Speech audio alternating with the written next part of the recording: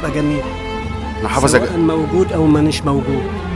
يعني الشارع لما يكون نضيف يبقى نضيف خلاص انت فاهم. انما كل اللي بيرمي هو بيرمي اي حاجه وخلاص بيتخلص منه. لا غلط، بيرمي في الشارع. لا ده غلط. عايزين يا جدعان نحافظ يا جدعان على المكان نظافة والمنظر البيئة. العام، نظافه البيئه عشان الرمي في الشارع بينشر امراض وبيخلي المنظر عام مش حلو. الامراض بيبقى الشارع وحش، صح. بيبقى الشارع وحش. احنا بلدنا جميله هلا. وعايزين يبقى شكلها ما جميل. هي جميله، ما حدش يرمي حاجه في الشارع. فاهم. هو الصح كده يعني من رأيي يعني، ويا ريت يساعدوا مع النفر.